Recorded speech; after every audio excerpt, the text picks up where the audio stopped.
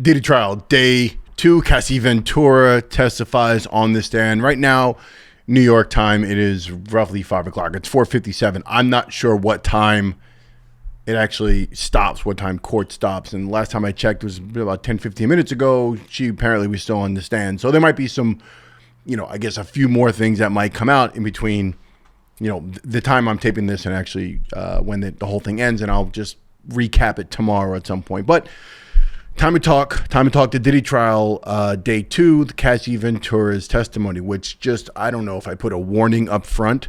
You guys probably, if you've been paying attention to this, I think most people are, there's a lot of salacious details, a lot of things that took place that Cassie detailed and went into during today's examination from the prosecution. As I said in the first video that I put up, regarding Diddy and this trial, I put up earlier today, I put in the recap of yesterday's trial, or my thoughts on day 1 of the trial. I'm going to do the same thing now. I'm just going to give you my thoughts on what I heard and what I'm thinking and where I think the defense is going to go with this and some of the things that were, I guess, shocking or whatever, but just going to give you my take on it because I'm not going to go detail to detail through the numerous transcripts that have appeared. If you want to find exact word for word what that is, feel free to go ahead and do that somewhere.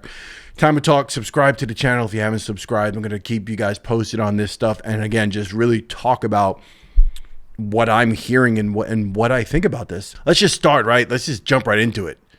Cassie is, first of all, she's very pregnant, right? So here's a woman in an emotional position, and she's on the stand and she's being grilled by prosecution regarding all this. And I believe most of this started with their history of their relationship. And, I believe, Diddy is 17 years older than her. She was not very sexual, you know what I'm saying, experience at the time. And the picture she's painting is that, look, I wasn't very experienced in a lot of these things. And then I got with Sean and he proposed certain things, and then she got into it, I guess, with him.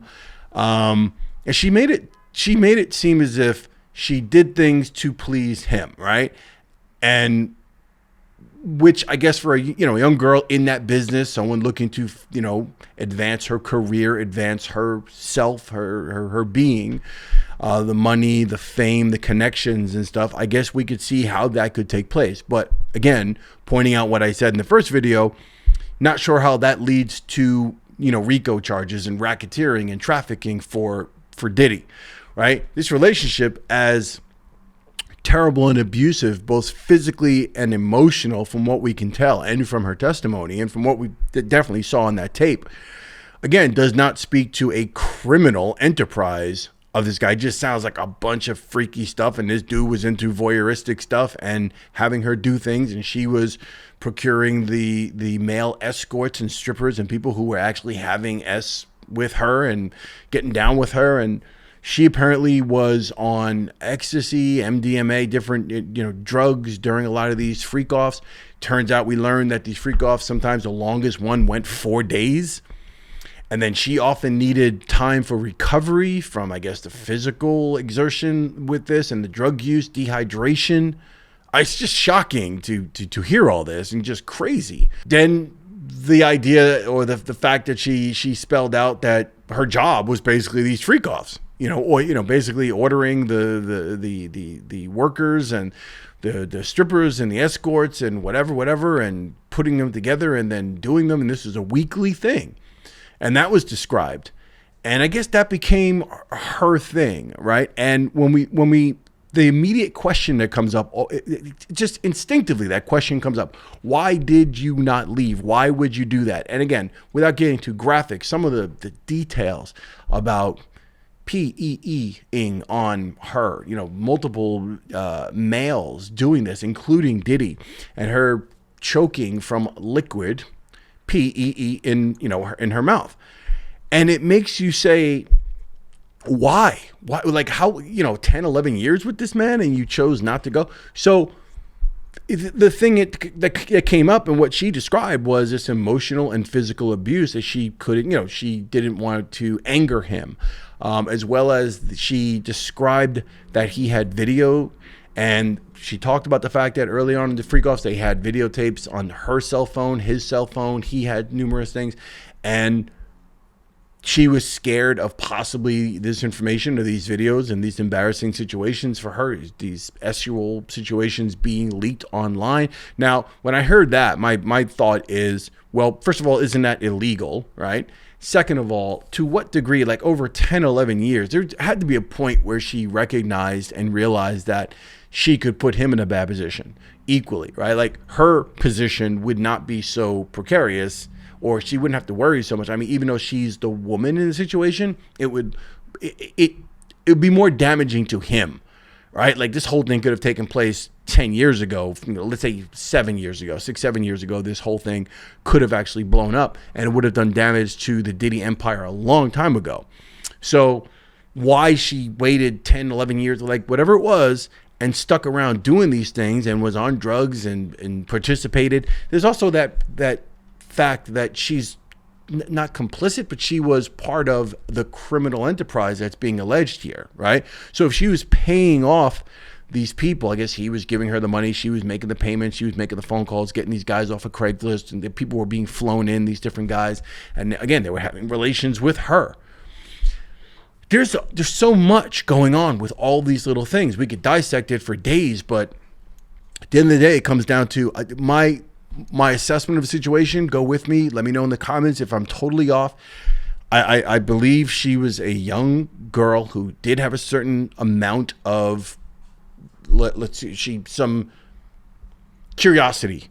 And he introduced her to that lifestyle. And the fame, the drugs, the alcohol, the sex, and all of these things that got out of hand that for him were like normal part of life. He introduced her to it. She got into it with him. I'm not suggesting that she enjoyed every moment. I'm simply pointing out that she clearly, in an effort to please him and do things, I don't think this was a matter of a gun to her head and she literally had to perform things and she was crying the whole time. I don't think that's the case. I think she benefited. I think it's obvious the defense is going to make the case that she benefited greatly from a lot of this, even though apparently she had like 9 albums that never were released, and that whole thing was nonsense as far as her music career goes, with Diddy label managing her and such, and she could really not blow up according to him. He didn't want her to, whatever. She benefited. The cars, there were apartments that he got her. Like he paid for apartments that were like right up the street from him in New York, and one in LA. It was like 3 minutes away. He used to take a golf cart to go over to see her, which is another part of this whole testimony that came out today from her. This idea that there was a lot of jealousy between the two of them. So again, she admits there was jealousy on his part and her part. So they weren't exclusive. There was a point where she thought they were exclusive, but he had multiple women, and she actually had other partners, and she had relations with other partners, and he'd be jealous and send his entourage over to find out what she was doing, who she was with, and she was jealous of him. It just sounds like a really fiery, hot relationship between a very powerful, controlling individual and Diddy having the upper hand in this because he's a more powerful figure and exerting that control over her. But it sounds as if she was part of that life. She was living it. She had her moments. She did have, the physical and emotional abuse definitely got to her, and I think she was scared, but at the same time, it's like you pay to play. Like if you dance with the devil, right, you wait for the song to stop, right, before stopping, right? Like I just feel like she was involved in this lifestyle, and at times, yeah, it got out of hand, and Diddy controlled all of that. But she basically is paying the piper with all of this, right? When you think about it, she had to pay the piper. She got the benefit of her lifestyle and all these things. At what price? Yes, people would argue. Plenty of, stronger women, people in different situations would argue, well, hell, there's no way. It's not worth that price. But in her case, for the 10, 11 years she spent there, I should say this, for the amount of time she spent there before she was significantly abused and it like really went the distance and she didn't get out, during that time, she decided to be part of that. And I'm speaking like this, not just from, I'm not saying it from just my opinion. I'm also addressing the fact that The defense is going to talk like this. The defense is going to make these statements. They're going to ask her about this.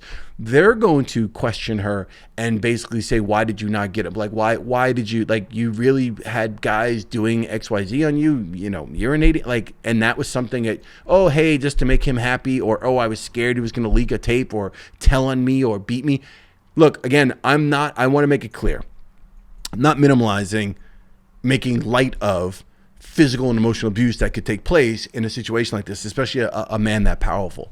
I don't want it to just come down to I'm suggesting that, oh no, you weren't really scared. I don't want to say that, but I do think the defense is going to make the case that, look, first of all, before anything, let's just leave Cassie for a second. All of this behavior, the freak offs and all these things, freak off. They're going to put freak off in the Webster dictionary. Let me know. Someone let me know if that's even whatever, because it's becoming a term. And I still chuckle to this day. I laugh a little bit when I hear like these stiff news reporters, especially like white news reporters talking about it and they're using the words freak. I just find it hilarious. I'm sure other people do as well. But anyway, I don't think that the freak offs, the parties and all the baby oil and all this stuff has anything to do with the RICO, the racketeering, the trafficking. They're going to have to make a different case here other than Sean Combs was an abusive boyfriend in a very fiery, emotional relationship with a young lady who is also equally as fiery and in a relationship. And you can see where the jealousy is coming from. You can understand where all this is going, that she had men, he had women, they had these things together, they did things together, it was possible. It's like, hey, he looked at her as like a prize, like a toy, like this is my main freak, is what that was. She was part of that. She was somewhat complicit to a degree. And then she was like, oh, that's my main, whatever. And it's just, there's a lot to be discussed here. This whole thing with the baby oil, and there was like a mini pool filled with bottles of baby oil. She had to stay glistening, according to her testimony, that he liked to see her glistening and constantly every 5 minutes be lathered up with baby oil. So that's that whole thing. Of course, they named the brand. So I don't know what if this affects Johnson & Johnson? Like, is there an uptick in baby oil because of this? I don't know. They talk about Glide, Astro Glide. They talked. She mentioned just the details about these parties and the first time they did this and the first time oral and all these other things. She went through all this, and I'm telling you, the defense is going to make the case that this sounds like a crazy relationship. But again, I'm not sure where we're seeing RICO, racketeering, and these charges, right? And trafficking. When is that going to come? It's early in the trial, right? It's only the second day. I feel the testimony from the male escort, that's another thing. Cassie mentioned some male escorts and some of their names, and one was called the Punisher.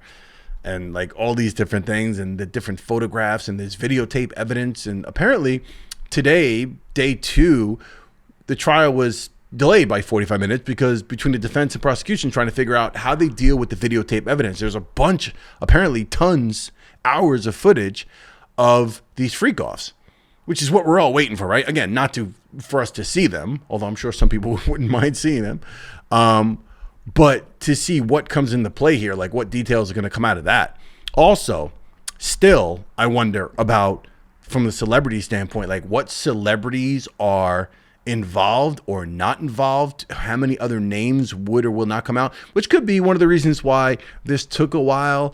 That whole thing with the raid, that whole thing was premeditated. Like, we need to scrub all this and figure out who we need to protect and not protect, who got paid off, Denzel Washington, this one, that one, who was there, LeBron James, who wasn't, Oprah Winfrey, all these different names that have been circulating. I'm not circulating. I'm just pointing out that these are some of the names that have circulated, right? There's probably plenty of more that have been to these white parties, been to freak offs, who was there, who wasn't there, who's aware of this lifestyle, who saw what. The minors, as I mentioned in my first video, like, is there information about that? Who is representing them? When are they going to get their day in court? There were underage people there, both male and female. These are the crimes that are way more important than what we're seeing. So it's early. I guess we will see more. I am curious to know. So day 3, we'll see what happens. Tomorrow's Wednesday. We'll see where this goes. I'll do some more talk about it. Again, it's not me getting on live and going through the transcripts word for word. You guys can find that anywhere. There's plenty of crime network channels and like Law and Crime, which is really, really good. Melanie King does a great job. Like, go ahead and look at that stuff. I'm just telling you my take after hearing it all, paying attention to it all day. it's a lot of stuff. It just sounds like a young woman who, at an early age got involved with a dude who was very powerful and manipulative, and she got into it with good intentions, and she was down for a moment, like she was down for it. I think it just got overwhelming at some point, and it became abusive, and that's when things took a turn. And it is what it is. But anyway, Time to Talk podcast. Subscribe if you haven't subscribed. Help with the algorithm if you hit that like button as well. Comment. Let me know what your thoughts are on this trial on day 2 so far. Where do you think this is all going? Do you believe Cassie's testimony in terms of feeling threatened and that's why she didn't go? How do you feel about this? Let me know in the comments, and I'll see you on the next Time to Talk. Peace.